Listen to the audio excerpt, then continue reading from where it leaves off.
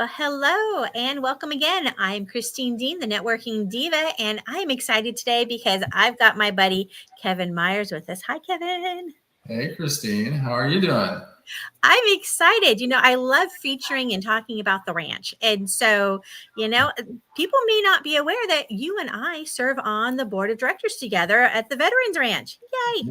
Yep, for a couple months now. So you're a veteran there, and I'm a new recruit. So yes, I'm a veteran in the Veterans Ranch, but not an actual veteran. my baby served. I of course say baby, but those kids, they grow up on you. What's up with that? right? Yep. Now he was Air Force. That's not you. You're not Air Force, are you? And no, I was in the Army. Now I've got my oldest daughter served in the Air Force, and she just got out back in January, February timeframe. So now she's a full-time college student in San Antonio at the Texas A&M branch there in that area. So the family history of serving, right? Oh yeah, and then a couple of weeks we get to go down there, and she's getting married. So oh yeah. Well, congratulations. Oh, thanks. So you think you get the kids out of the house, and now it's not going to cost you as much. Yeah, wait till your daughter gets married. So yeah, that's a whole nother ball game. That's right. Well, so for you said you're in the Army. So how long were you in the Army? A total of 33 years. 3 years enlisted and 30 as an officer. Retired as a colonel a little over 2 years ago, the summer of 2022. And then left the East Coast, where we seem to spend a lot of time over those years, back to the Midwest here in the big state of Texas, or the Republic of Texas. Yeah, we like to tease about, still our own country, just saying. Yeah. Well, so now that you're back and you're in Texas, because where else would you possibly want to be? I mean, so how are you guys settling into the area? Are you loving your time here in Texas? Oh yeah. So, we lived in San Antonio before and knew we wanted to come back, and, the DFW area offers a lot of, things to do and see, and, it's a nice area. So yeah, we're enjoying it. Plus, you're 20 minutes from a major airport where you can hop on a plane, go anywhere quickly. So it's fun. Right. It's definitely an advantage of being right down the center of the United States, right? Because I can hop in a plane, go one direction or the other, which works out really well for our family too. So I love that. Now, you mentioned something interesting, and not everybody does it. You mentioned that you had started enlisted and then moved into the officer side of things. Can you talk about that a little bit? Because a lot of people that, aren't familiar that that's even a thing, right? So oh yeah, no. So there's a lot of people do that. They've got ROTC programs for that, and of course, a lot of folks, that are enlisted, also, if they have any college background at all behind them, will apply for officer candidate school and they'll go that route. And even, believe it or not, West Point has a program where they'll bring in a few guys every year that were enlistees that we'll go through a rigorous selection process. So the Army has that. I'm guessing the other branches do also, because I've known quite a few people that were prior service, as they call it. So I did the ROTC track. I was wondering, what made you decide to go enlisted and then switch over? Well, I'd gone to college, and originally an athletic scholarship, and it hit me at a small college that I'm not 6'9", and I'm not going to be an NBA player. So I decided I always want to be in the Army. Let's do something like that. So I enlisted. Of course, didn't do exactly what I wanted to do, because between my parents and the recruiter telling me I should go other directions, where the Army needed me, and you could go in and make more money or something like that. I kind of went that route. But I, once I was in there, I thought, definitely want to be an officer. They've got it easy, right? Little did I realize that. Well, I don't know how much easier, but I think the enlisted usually think that it's going to be easier. Yeah, there's a lot of things that, they don't realize that you have to put up with until, a lot of, and when they become non-commissioned officers, especially more senior, they understand the headaches that, senior officers go through. But, when you're, a private or something like that, you just think, it's got to be glamorous and a lot of glory there, no, not many people. You tell everybody what to do. Nobody tells you what to do. It just doesn't work that way, right? Right. In your dream world. On that side. Now you said you'd gone to college. I think you have like degrees and things, right? Isn't that what did you study? Well, I was, when I went to college, or after I was in ROTC, it was just I need a degree so I can get commissioned and go off to the Army. So, they didn't have a criminal justice program where I went, but they had sociology with an emphasis in it. I was like, well, this is interesting. It's not all that hard. So I went that route. I wasn't into math or, engineering, something actually, would be good in the civilian world. But then later on, I got a master's degree in management and leadership. And then when I went to the War College, I got one in MS in strategic studies. So. All right. What is strategic studies? Well, so you're really focused on, national security strategy and things like that. So they're trying to groom you to potentially be, general officers in the future, where you're going to deal with a lot of, big strategic things and working with the interagency. And so it's, a very so I went to the Air War College with Air Force folks, but it was a lot more focused on air power than the Army on land warfare, on that piece of it. But you're really focusing on the politics in the U.S. and globally, and the strategies to expand the U.S. influence, because it's all about us, right? So it was interesting because it was. An influencer before being an influencer was cool. Is that what you're saying? Yeah. So, you learn about working with the if you haven't done it before, because a lot of people in the military, I was fortunate and had, already had a couple of joint assignments working with the other branches and doing a lot of work with State Department and, the federal interagency. But I would say the majority of people don't. So when they go to a course like this, it kind of, focuses on those things and opens their eyes to it. And a lot, it wasn't just people in uniform teaching you about military stuff. You had a lot of PhDs that were experts on, different regions of the world or different political things and whatnot. And they would sit there and you learned about all that stuff. And it had a lot of, you would do tons of reading every night. It was like hundreds and hundreds of pages. I didn't wear these to read until after I got out of the course. And then tons of writing, and then every day you sit around for several hours and have lectures, and then big discussions on, what you were reading and learning about, and the guest speakers. So it sounds like fun. My background's teaching. I taught college, and so that whole learning stuff, love it, right?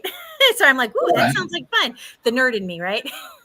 It was, it was a lot of it was a headache while you're there, but they had the Air War College has a real neat thing they call a regional studies thing. And, having been deployed to the Middle East and whatnot, I was like, there's no way I will choose the Middle Eastern one. I'll go somewhere, where it'll be, more scenic or something like that. But they chose our main trip was Egypt and Israel, and Israelis didn't play a lot back then. So a lot of the things you're seeing, on TV and whatnot, some of those areas and whatnot, I got to go visit and, did not go to Gaza, but we did go to the West Bank and meet with the Palestinian Authority. But, like the Iron Dome missile defense and those things, we got to go, on the outskirts of Gaza and see some of those Iron Dome batteries and whatnot, and some of those things. So it was really, an interesting time. And of course, Egypt was interesting talking to them, but that was, some great tourism we did there. And the pyramids and the Valley of the Kings and things like that. So anyway, we're getting off track, but I was at the War College. That was the one thing I liked about the Air Force School was, we got to go do some neat things like that. It sounds, talk about rounding out your education on a whole new level, right? Oh yeah, so it was pretty. You got a field trip with it. Something. Sounds like a great field trip. Yeah. Oh yeah, it was pretty awesome. So I remember reading that you were a combat war veteran. Oh yeah, I served in the Middle East, so a huge chunk of people. So hot, sandy, dusty. Sounds about right. Sounds like when my son was describing his tour in Kuwait. So hot, sandy, dusty. Sounds about right. I was just thinking about, I've been with the Veterans Ranch for 4 years now. I mean, it's been a while, and I'm like, oh my goodness, what drew you to the Veterans Ranch? How'd you get involved? Well, I'd seen it on the Facebook page or not, and the page on LinkedIn, and then JR, the vice president, I guess, put an advertisement out there looking for board members. And I saw that, they're looking to, it's moving here to Texas, to Weatherford, just, out west of us. And, my daughter's in-laws and whatnot live out there. So I go out there a little bit. So it was interesting. So they were looking for board members. So I threw in my application, talked to JR, and, he liked me enough that, I got, selected to be on the board. So now for the last couple of months, and I think we've had two short meetings, basically introducing all the new people. So, ready to roll up my sleeves and help, especially when it gets here on the ground, because like I said, it's about an hour away from me sitting there. Yeah, it's there's a lot going on. Like you said, bringing in a lot of new board members and making things happen. I know we're working on a big package right now, working on the sponsorship and a memorial thing. We've got all sorts of goodies coming up, but we're not ready to announce it yet. So you didn't hear it from me, but I know I'm looking forward to it as we gather things together. What is it that drew you in about the Veterans Ranch? I mean, as a veteran yourself, you've have opportunities to get involved in a lot of different organizations, and there's a lot of them here in the Dallas area, let alone throughout Texas or nationally, right? What drew you into the Veterans Ranch specifically? Well, I mean, some of it, I like the concept, and I like the area that they were looking at moving, the organization to. But some of it had to do with, some of the board members that I recognized that were, on before, and or are currently members of the board, or previous members of the board. And, some of those folks are pretty well known, especially in military circles. You had a Medal of Honor winner and from Vietnam, and some folks like that. And he's from my home state, so I knew who he was. But, so that kind of drew me in, was just some of the people that were involved with it. You had some really quality folks, and, looking at the new members coming in, I'm like, wow, there's some really, high quality folks from, the business sector and the government sector and things like that. And it's, I'm just a, the little peon in the big, see a big fish there. So I'm like the guppy in there with the, the sharks there. So, and the whales. Yeah, there's some good people on the board. So it's going to be fun as we see everything kind of come to fruition and see where the ranch is going. I know the whole idea of the Veterans Ranch is equine therapy, right? For those that don't know. And in equine therapy, how does that work, right? And so for those that are unfamiliar with it, right, being able to work with the horses, we hear a lot with, veterans having difficulties. There's controversy over PTS versus PTSD, right? But the idea is sometimes we got trauma we got to deal with, right? And whether you've seen combat, whether you haven't, everybody's experience in the service is a little bit different. Right. And I know when my son was in the Air Force, I was like, okay, he's in. Okay, now he's getting out. Now what do we do, right? The transition can be kind of rough, as we know. Just adjusting to civilian life again. When you transitioned out, 2 years ago, you're still kind of in your transition phase, right?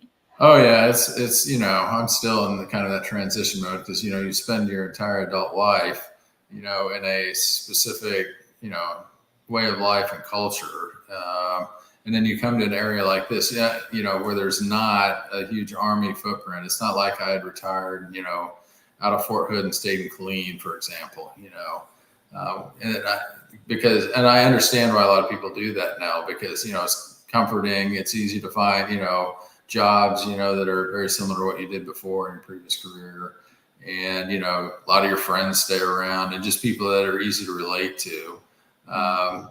Whereas you come up to the Dallas Fort Worth area, there's quite a few military folks, but, I know over here where I live, it seems like because of Lockheed Martin and some of the, aviation type of, businesses here, manufacturing, there's a lot of former Air Force and Navy folks, from the aviation world, but Army folks, seldom you bump into anybody. I'll have to introduce you. I know a bunch of Army guys in the area. You're good. And some Army gals. So Oh yeah. yeah, no, we just Oh, need to I tie know. you There's in. millions here, but I'm just saying it's not as common. You know, everywhere I go, you see somebody that has the air metal, tag on their vehicle. It's like, oh, they're an Air Force guy. Yeah, you want to Tons of see that. something strange? That's the Coast Guard people. Oh yeah. Now you don't hardly see those at all. We've got one of those.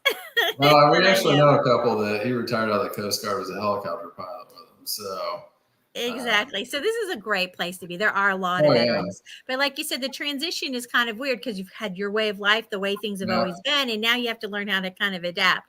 Right. So, it's not always easy. So it's nice when you can gather with other veterans and kind of have that shared camaraderie, that same language, this shared experiences. yeah.